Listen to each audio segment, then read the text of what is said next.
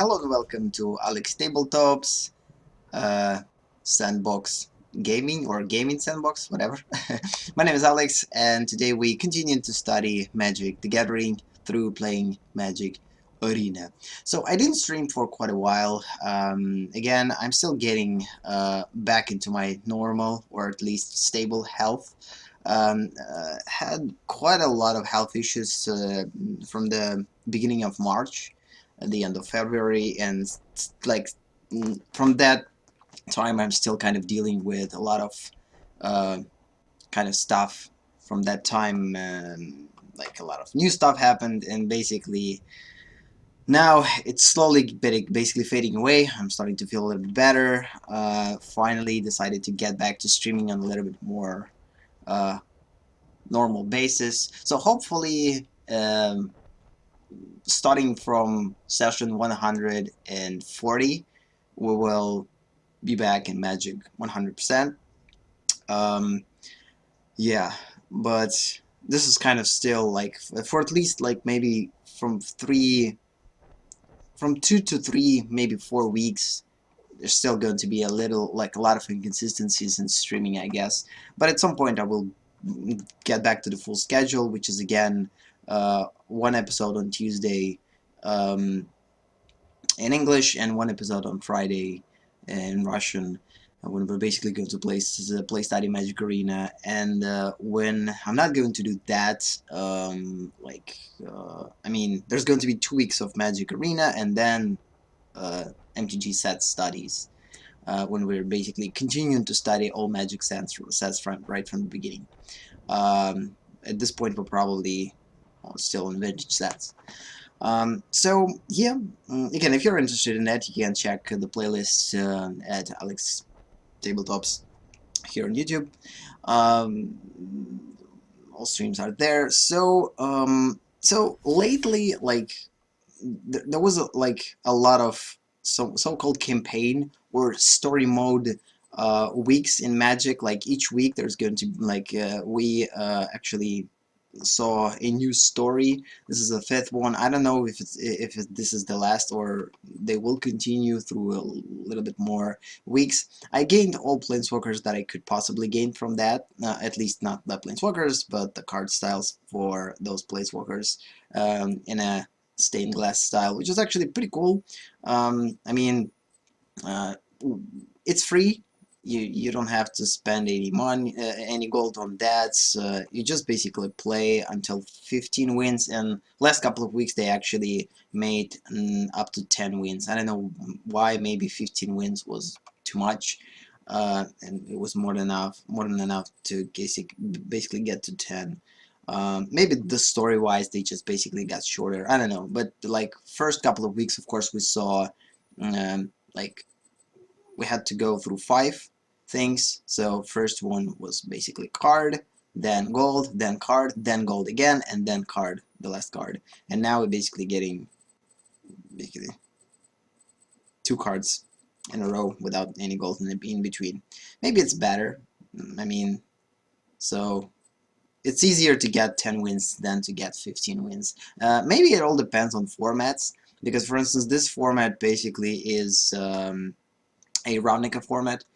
So the Ravnica block so basically allows us to build decks only within the Ravnica block, which is kind of which was pretty interesting. I, by the way, deleted all those decks. I tested 3 of them. They weren't consistent. I didn't like them. I got to 10 wins somehow, but whatever.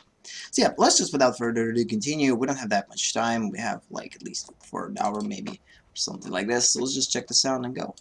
So the Ravnica block sound works good. So yeah, I guess without further ado, let's just continue.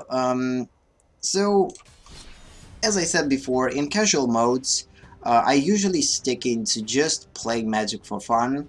One of the differences of me playing Magic from other players, maybe like the regular streamers or the regular players, I specifically create decks that are non-standard decks. So the first non-standard element in my deck is of course 80 card deck, which is basically one of the most important elements of the uh, different type of unique building, unique deck building.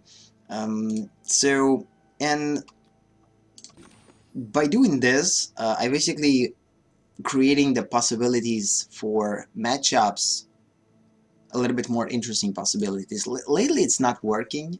Maybe after updates they changed something, but lately I'm actually, I don't know, I'm still playing against pretty annoying decks, like with a lot of removal and etc. But less than I would basically fought against if I would play 60 card decks. So again, for me, the 80 card decks are a purely personal choice. I made this choice specifically to not be bothered about and not be stressed about anything related to Magic, because again, I want to play fun. I want to have fun while playing Magic, and usually it's not happening when I'm getting into too much of a competitive mode. And for me, like this competitive aspect of Magic basically kills all fun, and instead it basically becomes a stupid race for, I don't know, for something that you're never gonna catch. So, and it's just psychologically like demeaning. I don't know. I don't like this feeling. So for me personally, like I don't want to put in Magic more time that I putting in it. So because of this, like considering the fact that I'm not being able to put more time that I would probably ideally could put if I would play Magic full time. So again, I'm playing Magic for at least like 2 to 3 times a week. And for that specific reason, I never go into chase like creating a perfect 60 card deck and facing against all the same decks and win a lot of matches and create a super consistent deck. Instead, I would rather complicate my um, basically task and uh, up the number of cards to 80 and make sure that whatever I'm going to play is going to be at least fun. I mean, and like the element of experiment is present when you are experimenting with something that it's not standard, which is one of the main things that I like about almost everything that I'm doing. I love to experiment, and in Magic specifically, this is the place where I could experiment freely. And for me, Magic is basically the land of experiments in most cases. And although it's not necessarily like super awesome experiments, although I'm putting a number of cards to 80, upping the number of cards to 80, it still doesn't change the overall, like the strategy of the deck. They're still built pretty similar to 60 card decks, but again, the only thing that we have is additional slots for cards, which is pretty cool. So yeah, let's just without further ado go. So again, this is the deck that we're going to play today. It's the type. Basically, this deck is based on Sorcerer's Wand, which is the reason why it's called the One Seekers. And so the whole point is of this deck is basically to combine Famished Paladin with Sorcerer's Wand and put something on. Fa Famished Paladin. I don't know how to probably read it in English. Hopefully it's right. Famished or famished, whatever. So we need to put something in order for this infinite combination to work. In order for this equipment to trigger constantly, we need to put something with a lifelink on Famished Paladin. So for that specific reason, I have a Sentinel's Mask, which again gives lifelink only in like on one turn, on your specific turn, which is again implied. This is kind of a fast and circumstantial thing. It could happen, it could not.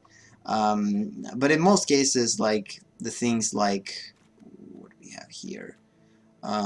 So this thing is kind of a almost permanent solution that we could put on Paladin, then equip Sorcerer's Wand, and then every time that we're going to tap Flemish Paladin, as long as it's not going to be destroyed, it always going to untap while dealing damage with the wand, and it basically will produce a infinite combination.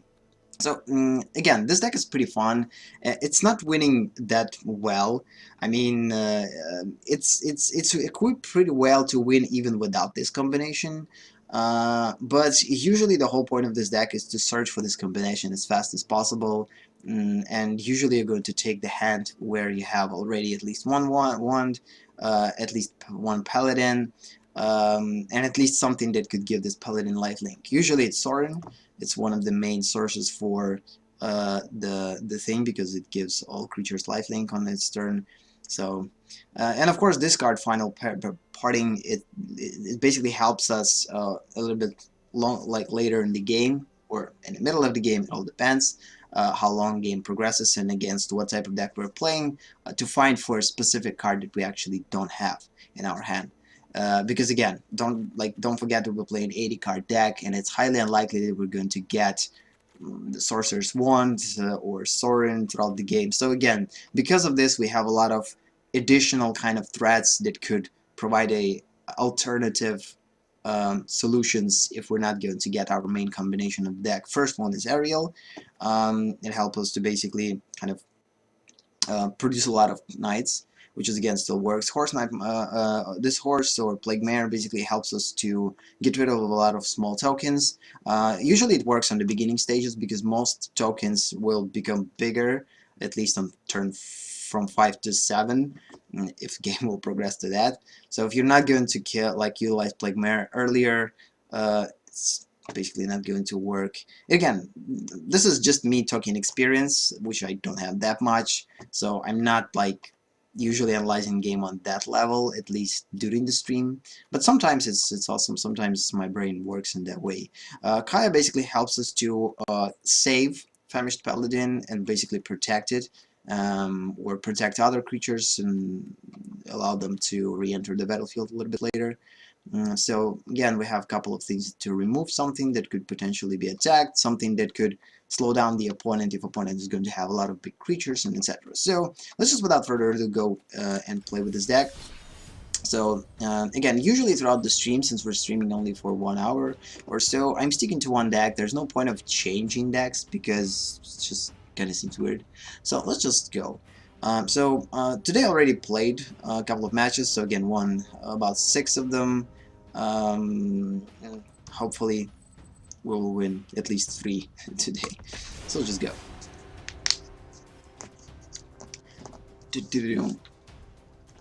Also, I didn't speak English for about like probably 3 weeks or maybe even a month, so probably going to stumble a bit in English. Watched a lot of stuff in English, of course, and probably the only reason why I still could talk at least some sense. Okay, this is a pretty bad hand. So yeah, this is unplayable. Yeah, by the way, Freebooter also helps us to see what opponent has and kind of predict our future movements in the game. So having a Freebooter in opening hands is also a good thing. But again, even though we have Freebooter in our hand, it's not necessarily a good idea to take this hand because again we have 3 plants and no swamps. So, okay, this is a little bit better. The problem is we don't have any creatures, which is a problem, but hopefully they will come. Again, we have we have a couple of removals. We have 2 lands that we need. We have 2 cards that could produce us with lifelink, as long as we will get some creatures to pair them with. So, pretty risky hand. We're probably not going to win with this hand, but again, I'm all for experimenting. Let's just go. Yeah, audio works properly. And by the way, starting from Magic M20 update, the core stats updates, Magic officially will put in Magic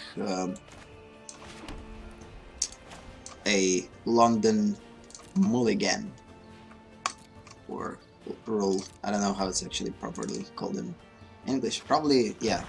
There was a French mulligan and there's a London mulligan, I believe. Which I already tried in a previous Russian stream. It was pretty cool. A couple of weeks ago. So opponent probably 100% has a removal. We're still going to see what opponent has in his hand or her hand. So let's just look through the hand. Hopefully there's going to be something cool there.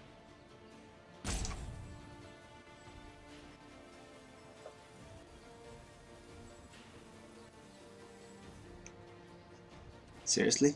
Okay, there's not that many removals. So this is a standard vampire deck based on lifelink. So, which means that we need to kind of think through. I don't believe that we need to put Sentinel Mask to reinforce, or at least to make Freebooter bigger. It's pointless. There's no damage dealers there, it's just going to be removed from the game. And Raska's Contempt is going to be back in opponent's hand. Okay, so this is something to steal with Steal Away on the next attack. It's highly likely that we're going to win this one.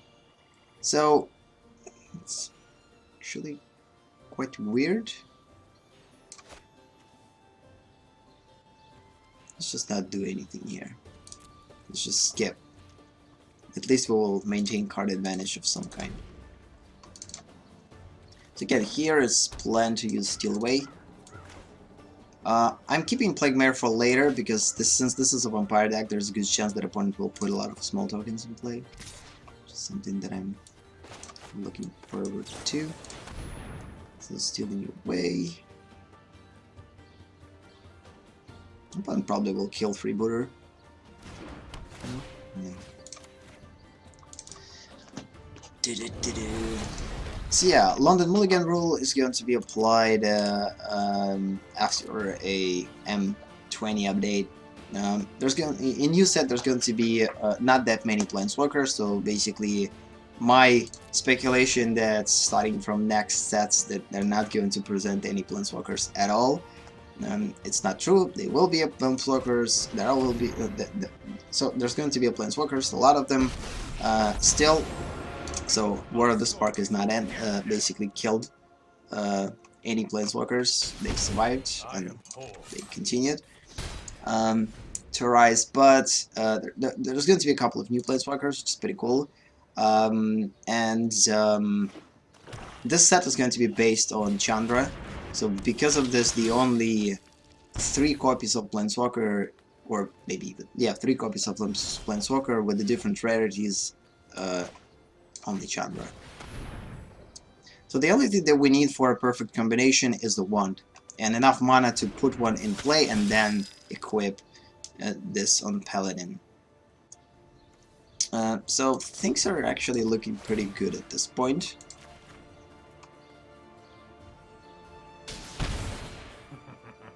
What a mess I've made. So there's no point of putting, I don't know, it's pretty questionable. If we're as long as we have Sorin in play, there's no reason to put Squire Devotion at Paladin. And we have to remember that Raska's Contempt is going to hurt us if opponent is going to kill Freebooter. So we need to be super careful now. It's better to not do much. I'd rather keep those 3 cards. Still need to think about using Plague Mare. No, hopefully later. Still waiting for more vampires at the battlefield. Yeah, this is exactly what I talked about. So now opponent is going to have Raska's Contempt and probably will kill Sorin. But again, if we would put Square Devotion on Paladin, that opponent might choose to use Raska's Contempt actually on Paladin instead of Sorin. So, because it's a little bit more permanent threat. We will have more Sorins in play, it's not that big of a deal. We still have cards that give us everything that we need. So, since next turn, next turn, this creature, regardless, is going to get lifelink with Square Devotion. I guess it's a good idea to actually cast Sentinel Mask now with Flash to make it stronger, and next turn to make it even more stronger. So the question still stands, should we... No, I think we need to focus on lifelink at this point. Although it's pretty risky to put Square Devotion and Sentinel Mask on Paladin without having any protection, it's still I'm going to play aerial. Opponent could be distracted by it because I'm 100% sure that next turn opponent will get another removal. Yeah. For now, let's just go with the strategy of Paladin. Okay. Pretty good thing. Definitely will force opponents to use removal on Paladin, whatever opponent is going to gain one. And also it will help us to gain a lot of lives, like reserve lives, to wait for a proper combination. Still waiting for small vampires to enter the battlefield and to use Plague Mare. There's a good chance that opponent doesn't have those, but again, like whenever you cast a multicolor spell could create a 1/1 white human token, 100% there are a lot of small vampires out there in one multicolored spell. We're also not getting that many lands. Okay, this is interesting. I still don't know why the heck opponent is not playing the vampire with lifelink like this one. I mean, maybe opponent waits for short combination. Maybe opponent thinks that we have a lot of removal and we're not using this removal specifically waiting for the vampire. The thing is, I don't have any removal. So this is actually a pretty risky thing to do. My opponent probably has a buff, but it's actually a good thing that opponent is going to use buff. Yes, we're going to lose Paladin, but now we know what opponent has. And okay, so still where we're going to use on 5/5 next turn. Maybe turn later. No, let's just go with this for now. Let's start to blend more strategies now. I actually probably should skip. That's probably a mistake to block Champion of Dusk.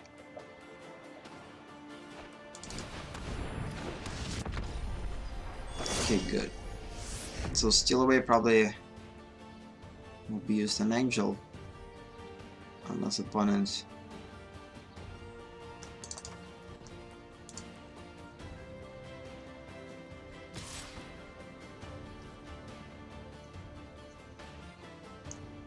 so yeah, we're gonna skip that. It's not a big deal. This is something that I should probably do next, like in the previous turn. Our guy would survive then. So tap it, create 2/2 with Vigilance.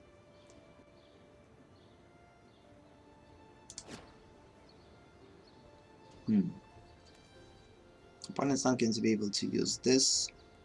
Not enough. It's pretty risky to attack. But let's just attack. Really don't care much. But before, let's do this.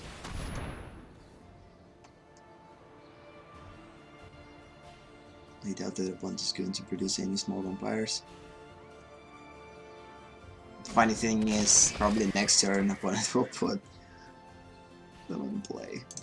So now we're going to attack with 4/4. Hopefully forcing opponent into blocking. Good. Perfecto. So next turn, if opponent decides to attack 3/3, we're going to steal it. Let's hope that it's not going to get Vigilance or Indestructibility. Actually, it's not going to help. Steal Away. So opponent definitely will attack. It's tapped, stealing away.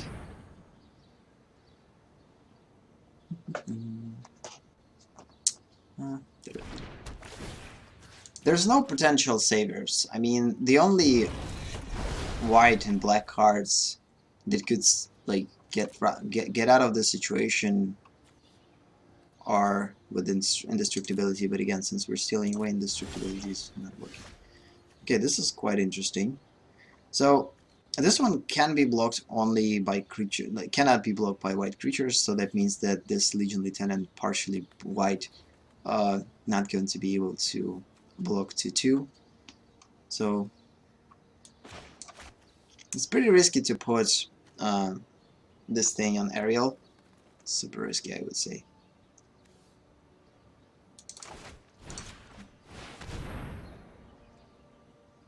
Let's put it on the least threatful creature. There's no word like threatful. Either way. So yeah, and we're going to stay in defense for now, waiting for something better. And in the end of the opponent's upkeep, we're going to tap and create creature with vigilance.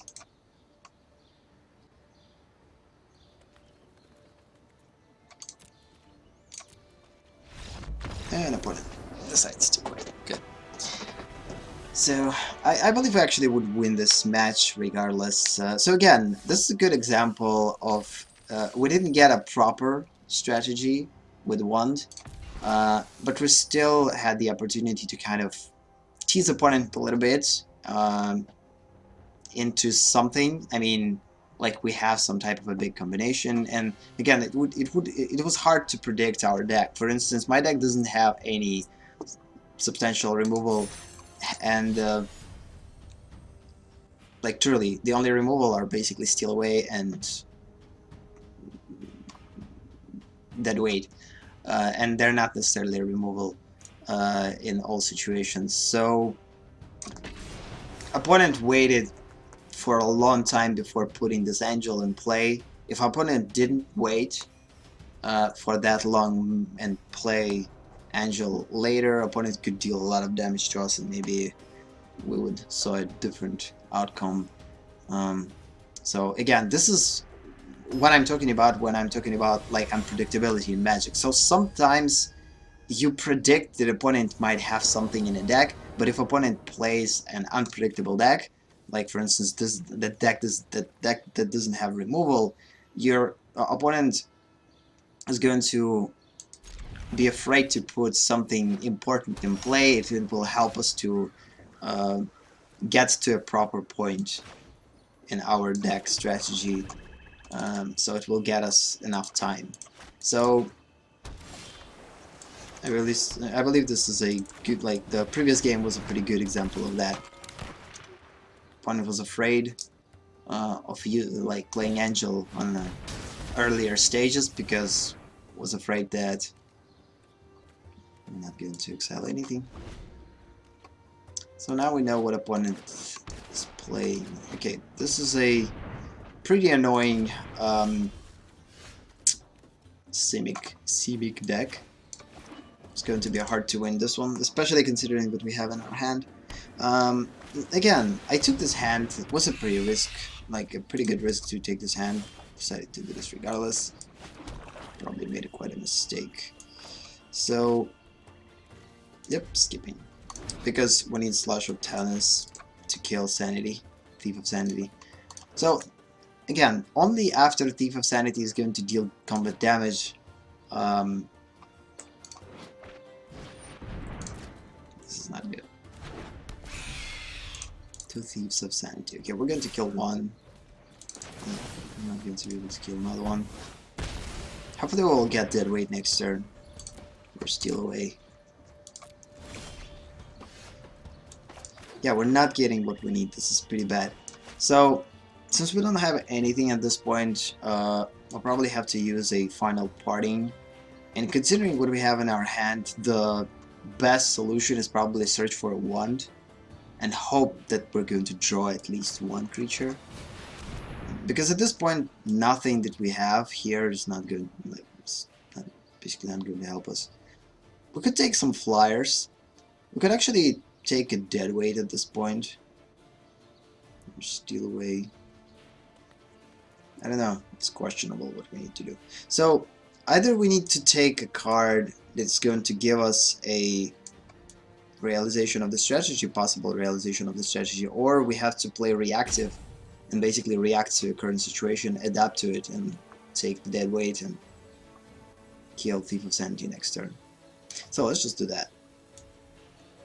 And the other card that we're going to get rid of by putting on a battlefield is Paladin, and the on a graveyard. So we're going to take that weight and put on a graveyard Paladin. So the reason for that is if we're going to get Sorin, we will be able to bring back Paladin from the graveyard right away into the battlefield. So this is one of the main kind of ideas behind.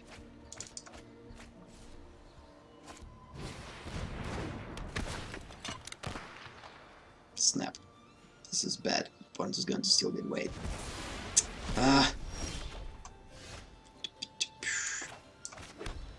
Yeah, I'm not going to win this match. It's probably better to actually quit one. I'm going to use it next turn, hopefully.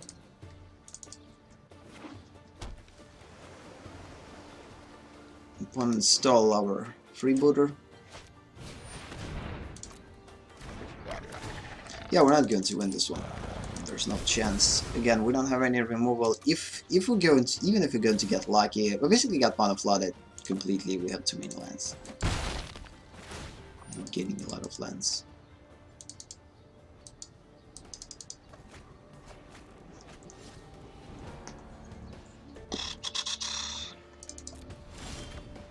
Yep, we're not going to win this one. Just not. Yep, next turn opponent is just going to take control of it. Whatever. Let's just play all cards that we want and get the game. Because, again, having no card advantage, having a thief that basically constantly is going to steal our cards, an opponent almost having two hands, and we have zero card advantage, zero control of whatever we're going to get. The strategy of the deck is basically not utilizable, so there's no point of continuing. Okay, this is an interesting hand. So we have two Saurians, so one of them is definitely going to be targeted and destroyed pretty quickly. Having a 1 at the beginning of the game is actually pretty good. Again, we have another trouble without having any creatures, but hopefully we will get some. So this is the only problem with this deck. This is, by the way, pretty reoccurring situation. So hopefully I used the word right. It's basically repeats itself on a lot of bases. When we having a lot of cards that support our strategy but no creatures. So we have like a couple of removals, which is, oh snap, ugh, just good. At this point we have one. Oh snap, you gotta be kidding me. This is almost uncanny. Two. Yeah, usually having two of them is of course pointless. Two other creatures attack.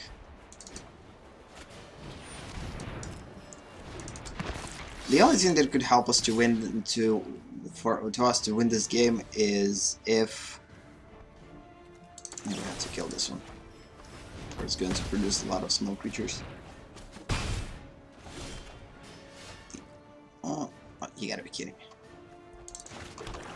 And we got Plague Mare. How perfect it is.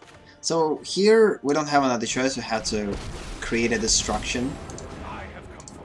Since we had two Saurians, it actually creates a pretty good destruction. Opponent now needs to attack with all creatures or use Rust's Contempt to kill Saurian. Or something different that could kill Planeswalker. Yep.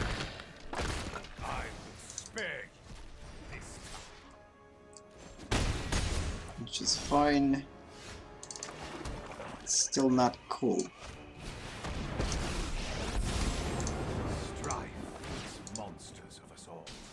At one point I remember I had all four swords in my hand in this deck. It was super weird. I'm putting one, opponent destroys one. I'm putting one, opponent destroys one. But the last one wasn't destroyed, and eventually I won the game. But again, this is just a weird situation. Opponent just continues to attack us. We don't have anything to put in play. Only stupid Plague Mares that we're not going to be able to put two at the same time, which would be perfect in this situation. Super stupidity. Okay, whatever. Let's just go this way. And use Sentinel Mask on defense. And make sure that our Plague Mare will survive that way. Opponent actually like gets backwards too. Usually these are the early play cards. Seriously? Opponent decides not to attack. This is interesting. Superb. So here, there's a question here. So ideally, if we're going to use that weight to kill 3-2 and an opponent will amass 2, it's not a good thing. We don't have anything to block flyers either. So let's just deadweight flyer.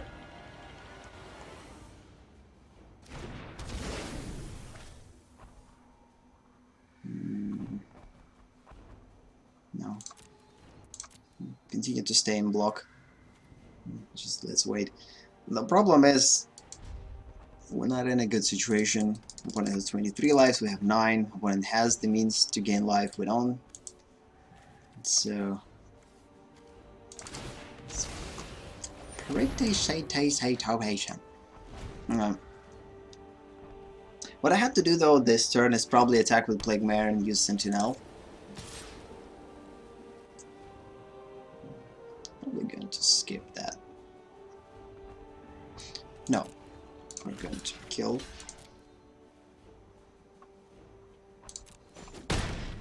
Without using Sentinel Mask.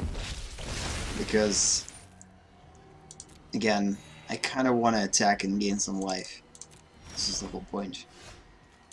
Kidding. So yeah, now we could play Plague Mare.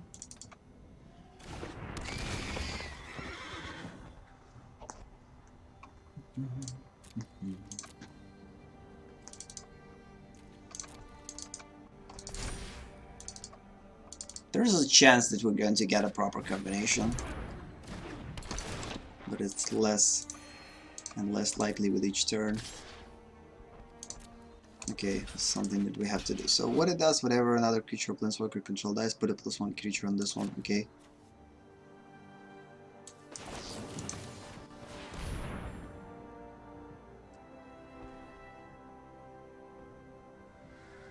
And it was probably a mistake.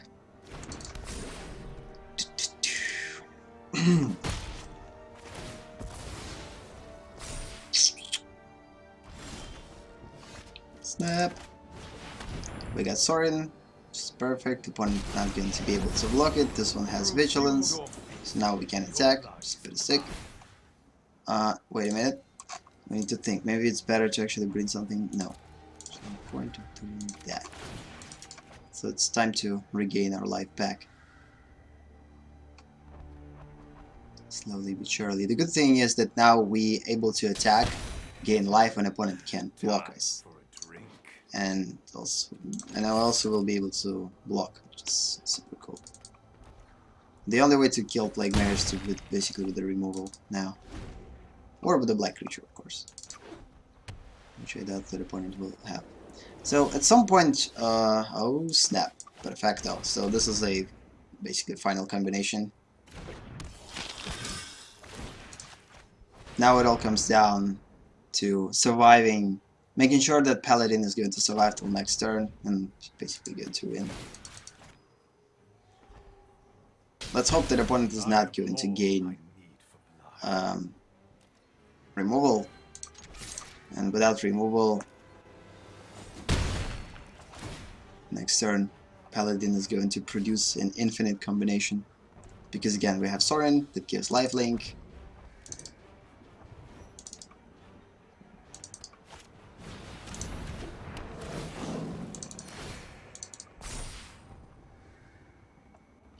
So yeah, if opponent doesn't have removal, we're winning. Which is good game. So, and this will continue until opponent either decides to quit,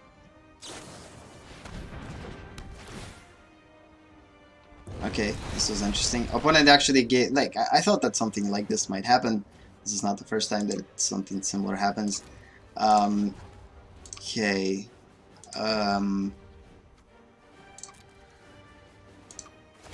Let's just do this then. It's weird. It was weird that the opponent actually was arrogant enough to let us to deal a couple of damage. That's pretty weird from opponent's point. What a mess I've made. We'll continue to gain a lot of lives and deal a lot of damage, which is pretty cool. Still will be able to protect our Plague Mare. No, this is not good. It's actually semi-good because now opponent's going to lose 1 life each turn. We still might have a lot of chances. It's a shame that Paladin is exiled, not dead. It would be better. Again, there's no point of attacking Sorin. It's just better to stay in defense. Okay, the only thing that we could do at this point is, by the way, I completely forgot to deal additional damage. Something that I probably shouldn't forget next time. Vampirism is a useful trait.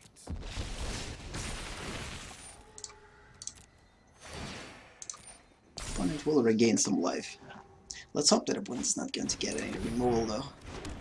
Okay, now opponent has creatures to block and decides to quit either way. Okay, cool. I don't know. I believe with this, even with this situation, opponent still could survive potentially. Having creatures with death touch.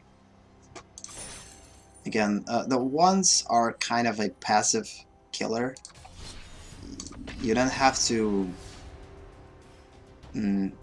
basically attack with creatures. You could stay in defense and establish pretty solid defense and use ones at the end of opponent's upkeep each time. Especially if you have a wizard, you will deal to 2 damage instead of 1.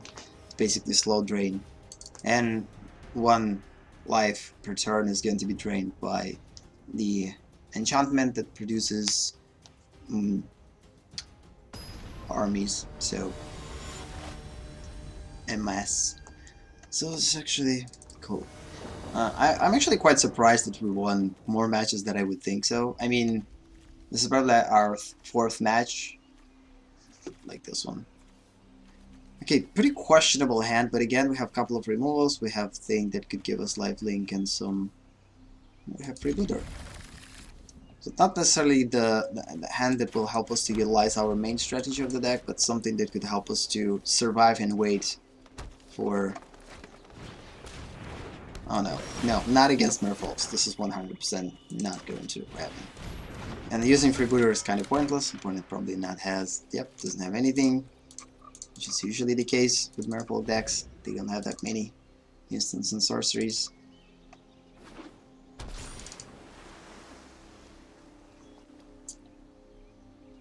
So the only hope for us here is to win is if opponent is not going to get enough lands, which is already not a problem. 4 lands guaranteed.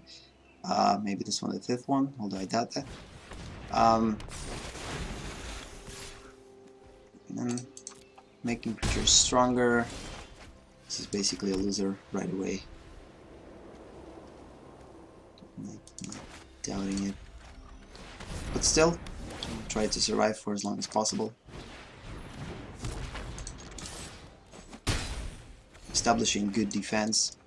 Hoping that opponent is not going to draw anything that could tap Freebooter or return it back to our hand. Because that way we're going to lose Sentinel. Ask. Topper. How convenient. But again, as long as we have a means to gain life, somehow, we might survive for quite a while. It's actually a good thing. Alternative strategy. We have only 1 copy of Ariel in here. We're getting in at least once every 2nd match. Something like this. Which is not accurate statistic, but still.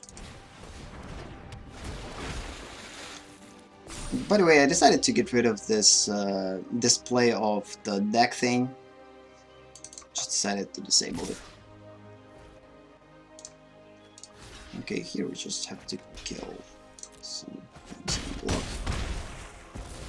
So now it all comes down if we're going to get something that's going to give us life. So I probably will use Sky Tether on something bigger. Opponent doesn't have that many big threats here. Using Steal Away on those cards is kind of weird too. So let's just not play. No, we'll play something. So let's do something. So let's just make this one a defender.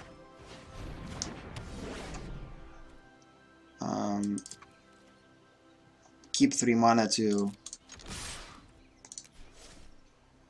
So we could attack with this one, and it's actually not a good idea to attack with 4/4. So let's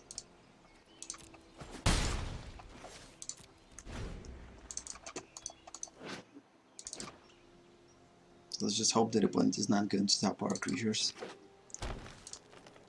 The only way that we're going to be able to survive this one is if opponent is not gonna get any tappers. Blocking, slowly killing small creatures, which is again, like opponent now is less sure of attacking each turn. Snap. Okay, this is still a not massive tapper. This is basically we'll tap one creature. And again, if one decides to tap this one, I will do this. Which is again still works. Still kind of questionable. Should I attack with all of them? Because again, 1/1 is going to be lost. Losing 2 creatures and it deal only 2 damage. Like, the whole point of Merfolk is go and aggressive, which is exactly what opponent is doing. Tries to stick to the aggressiveness. So here's a question, should we... Yeah, let's just maintain this one. It's going to help us in the final block.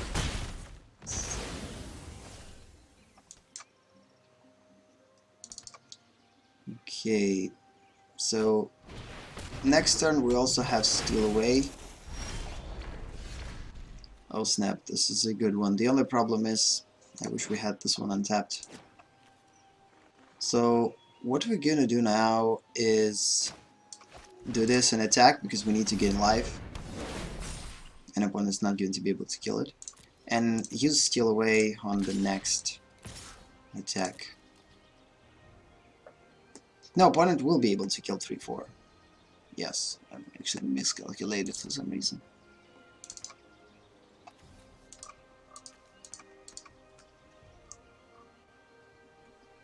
But again, less creatures, better for us. But again, we need to do this. We need to gain life, which is the only choice. Of course, we're not going to kill Defender. Defender will stay alive. We gained life. Now we have only 1 blocker and 3 attackers. One of them is going to be stall. We're going to steal. I probably will steal away a champion.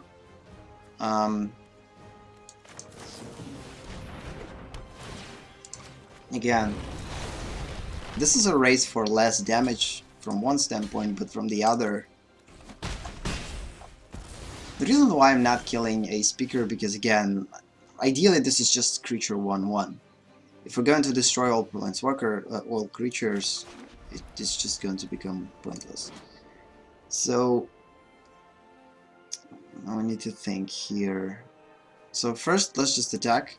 Without further ado, it's just something that we have to do. All creatures have vigilance. You're not going to tap. We'll deal quite a lot of damage, which is cool. So now we need to... Yeah, we don't have enough mana to use all of them. So tap X and opt. Nice, you control this or attack the creature with power X or less. So we don't have any knights. So because of this, we're going to keep on a block and use 3. And this one costs 3. So yeah, good.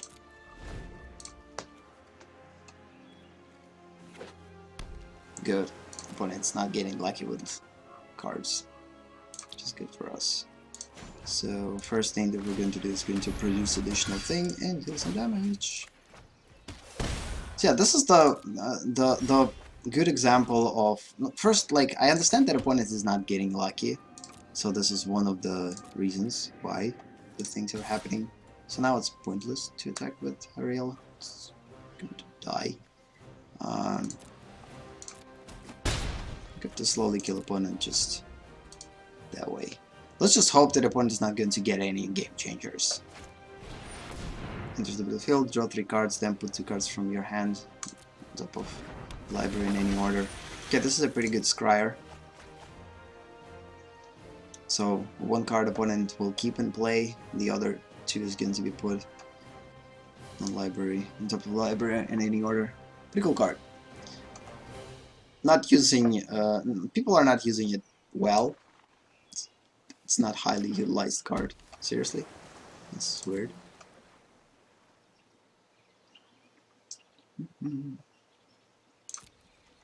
So the longer it goes, the harder for the opponent.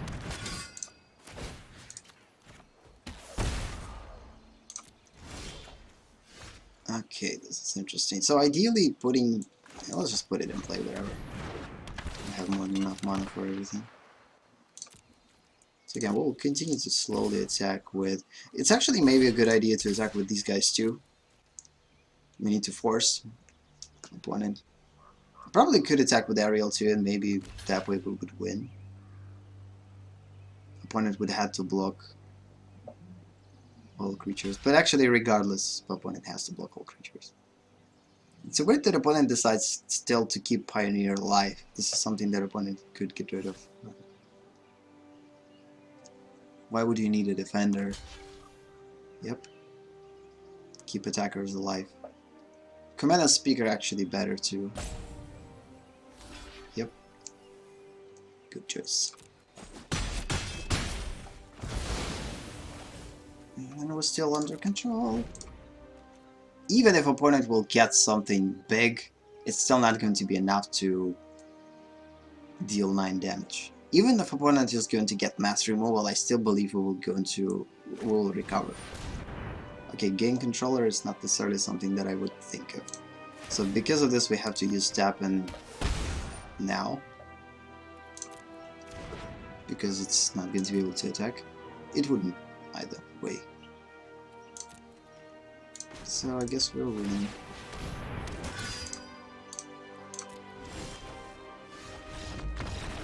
Good. So yeah, this is a good example of a pretty cool game. I get that opponent is not good, didn't get that lucky, but it was actually pretty cool. I mean, I actually had a lot of fun playing like games for today. So we have time for one more game. So let's just go and play one more game. Regardless of winning, losing. I mean, if we're losing, then we're just losing. If we're winning, then we're winning. I'm still kind of a little bit low energy. First thing first, it's pretty hot out there. I mean, the weather is pretty hot. It's pretty hard to breathe. You're basically constantly finding yourself in a reserving energy mode. It's like truly constant feeling that you have to reserve your energy, whether you're speaking or doing something. It's slow, like sloth movement, and a lot of weird things. So this is a interesting situation. So a highly unlikely opponent has a deck that bails out the opponent. So the question is, if we're going to use Freebooter, we're going to know what opponent has, but we're not going to be able to protect Paladin if opponent is going to have removal next turn. It's highly unlikely that opponent has removal though, so let's just look at the hand and hope there's no removal there. Okay, good. So each opponent puts the top 4 cards of their library into their graveyard, returning 2 instance cards. Okay, so I didn't saw this card utilized pretty well, so I don't know like how good of a decision to actually discard it or steal it now. One thing that I know though is probably a better solution is to steal Rebirth, Rebuilding thing, because having two of them is quite bad. But at the same time, ideal choice of course is to steal Notion Rain. There's no point in attacking. So in order for perfect, like for this situation of perfect combination for us to win is to get the wand.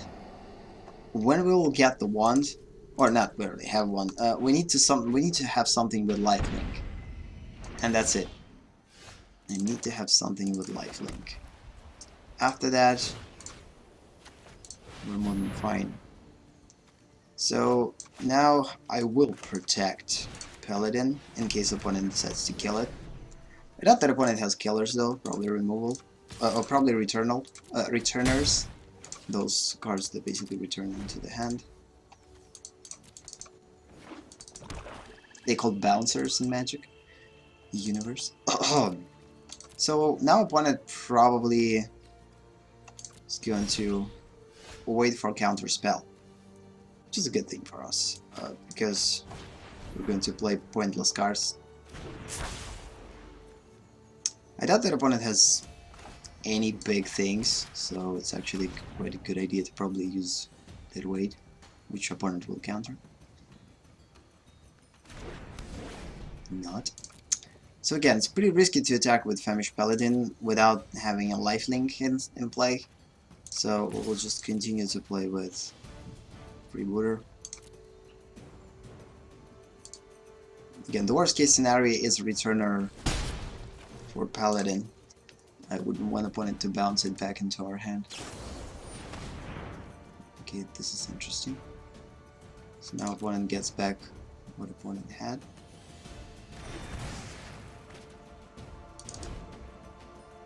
Again, I could protect this freebooter, but I'm still kind of hoping on utilizing this strategy with the wand. Stab, yeah, we're winning. So yeah, that's it. So now we have a infinite combination basically.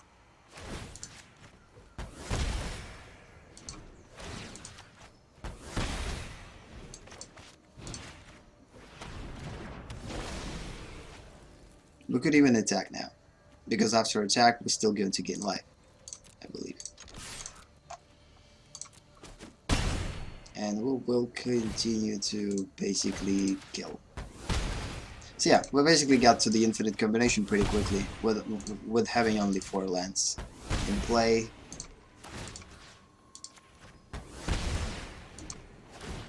Infinite combination.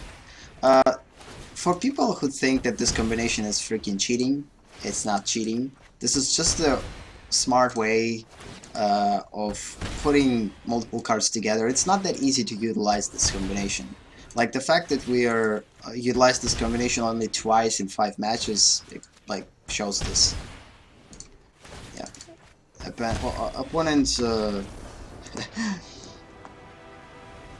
decided to wait. So yeah, I guess it could be our last match, but it was actually quite quick. So let's just go with our true last match. So this is 100% going to be our last match, because we actually won pretty quickly. And the deck that we played against was a pretty weird deck.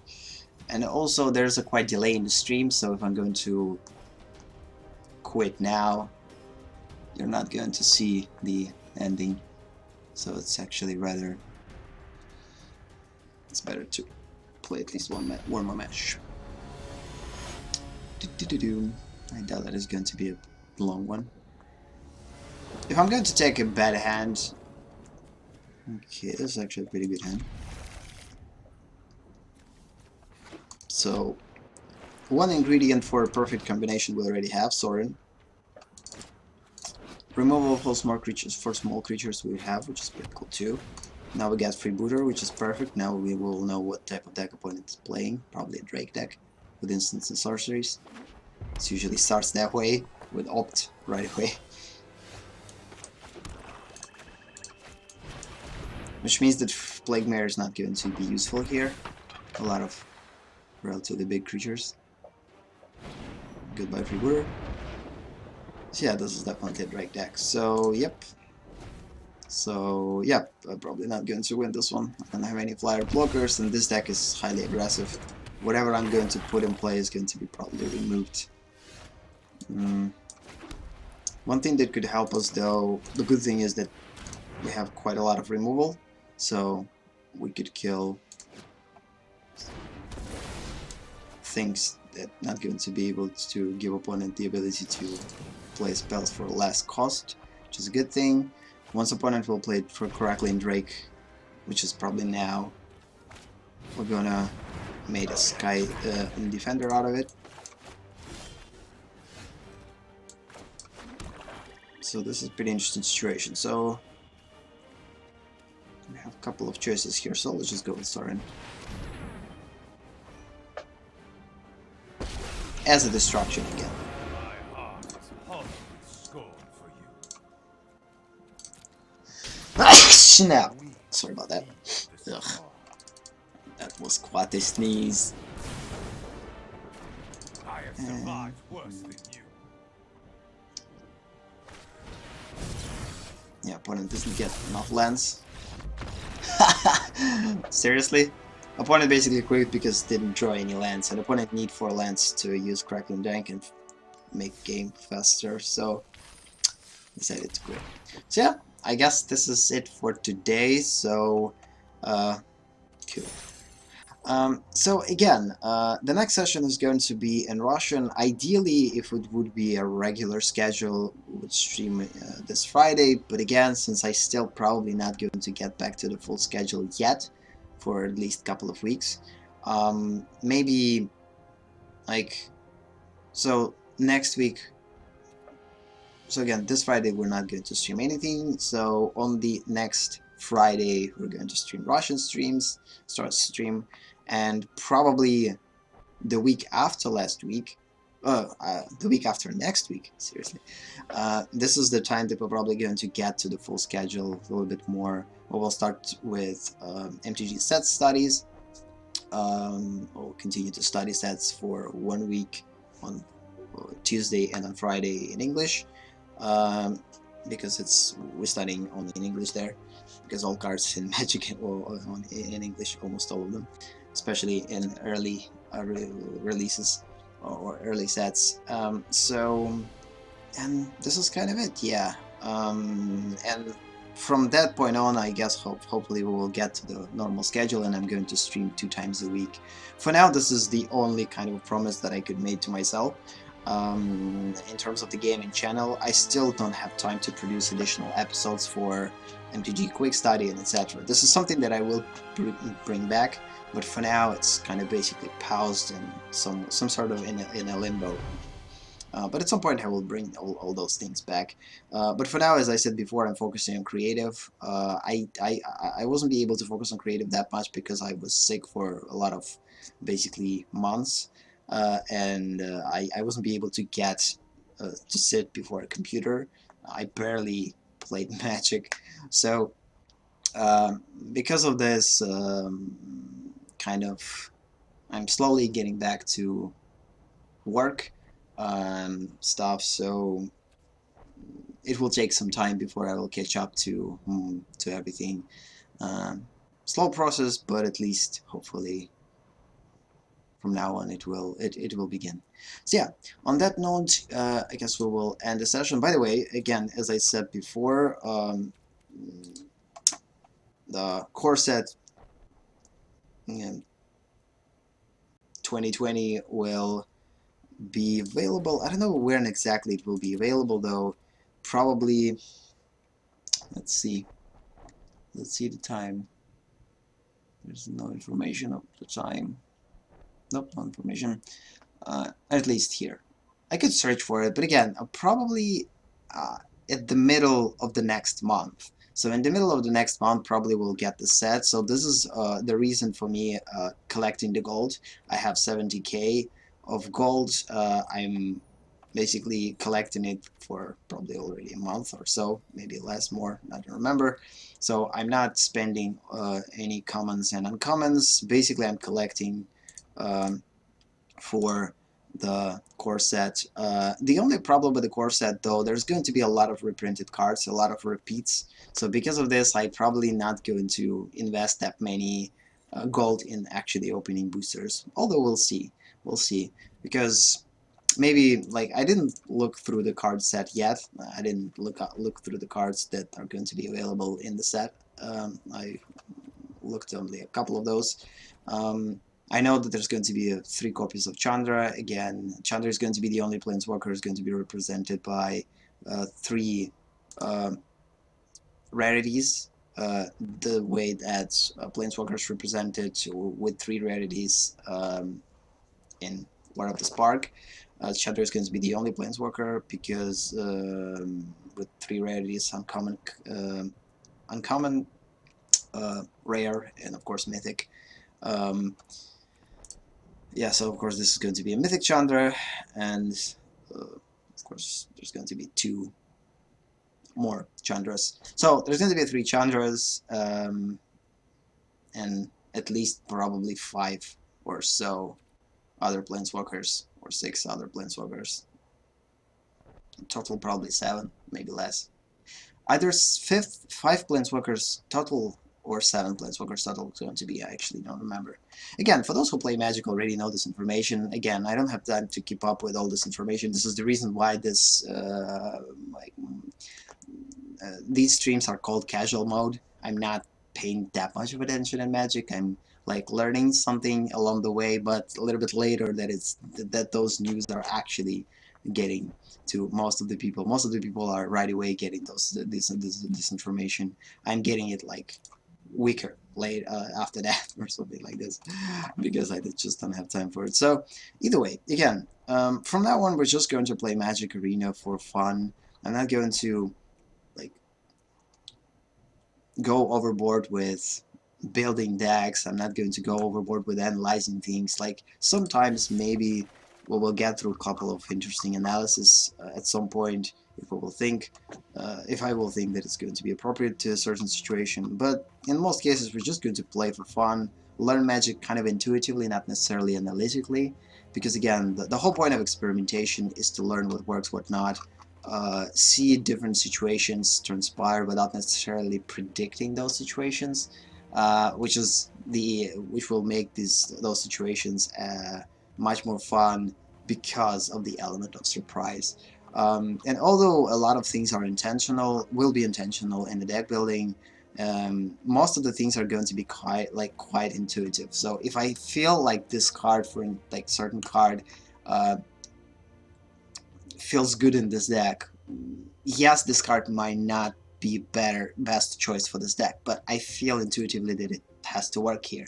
And usually I'm going to listen to my intuition, and the whole point of casual mode is to learn how to listen to your intuition in Magic, because this is something that, again, you can't learn. This intuitive element of you can learn what cards are best fit for a certain deck to make a super bomb of a deck, but again, the thing is, sometimes Magic is more than calculation. Sometimes Magic is intuition, and this is the reason of this casual mode, is to basically um, focus more on intuitional aspect or intuitive aspect of Magic, playing Magic, analyzing Magic, and learning from Magic than calculated things.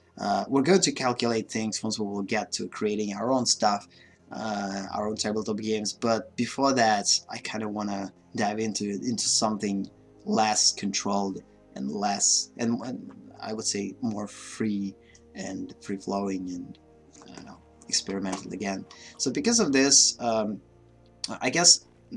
Because of this, we're going to stick to this casual mode as mostly experimental. For now, those decks are not necessarily experimental. Most of them are quite predictable.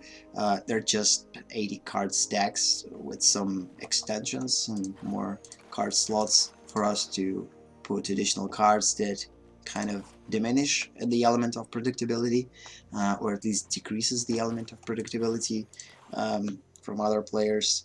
Um, but still, at some point, gradually, we will get to something more unique. I will experiment more and more and more, the more this intuitive element I will build. So again, it will take some time, but again, there's nowhere to rush. Just playing Magic, having fun, um, getting this intuitive knowledge from Magic, and becoming better in the game, in the game intuitively. Some would say that this is not a efficient way to learn, and again, if you want to play Magic seriously, this is definitely not an efficient way to learn. Ideally, you have to learn everything that you need, that you have to learn about Magic. You have to constantly be aware of the metagame. You have to super like predict almost all types of decks after second turn, or whatever. So this is a, like, I would say, a serious way of playing Magic. But again, since we're playing casually, and this is the way for me to actually not get crazy with playing Magic, stay sane. Um, this is just my way of playing. Again, I said before, this season of Magic, like our fifth season or sixth, I don't remember what the number, probably sixth season of MTG Study, is actually all about finding ourselves, or at least me finding myself as a casual player. Like, what type of casual player I want to be, what type of Magic I want to play. And although, like, part of me wants to play Magic on a little bit more serious level and learn it in depth, and dive into the meta and constantly be aware of every change and etc. But again, it's too stressful because Magic is not my main priority. I don't want to give too much time into it. And knowing me, if I will start to put more time that I would usually put into something, it will become an obsession for a long time, and I'm basically going to be lost in this world of Magic and forget about the rest, which is a problem. So in order to not get to this kind of thing, I'm trying to control myself and not to lose myself in this. So yeah, I guess that's it for today.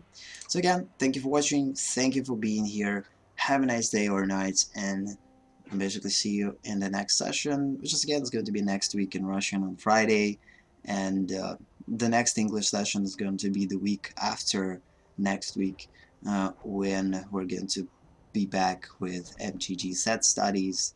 Hopefully, if nothing will change. Again, I'm not getting like promising anything. Hopefully, the things will from now on will start to progressively get back to the regular schedule. But again, main thing for me is creative stuff, so I'm mostly focusing on Alex Connects. Because at this point, Alex Connects for at least 3 months are basically stalling. It's just stands still without any episodes, without any streams, because there's a lot of things I need to do, and I'm constantly sick and I'm not able to do it. So it's kind of frustrating for me, and there's a lot of psychological stuff that I need to work on based on that kind of frustration, and I'm working on that, of course. But still, um, now hopefully I'm more than ready to start to dive into the creative stuff and work more on Alex Connect's Twitch and YouTube channel. And AleksTabletops, of course, is going to be always present, more or less. But again, it's much easier to get back to gaming content, of course, than to get back to something creative, because creative basically always drains more energy. Not necessarily drains, but I would say needs more energy. And considering the fact that it's super hot uh, uh, at this time of the year, um, you're sweating, you're losing a lot of uh, fluid, basically, and it's pretty lazy time of the of the year, season. But in order to not get too lazy, again, I'm constantly feeding my brain with a lot of information, and this is something that helps me not to get super lazy.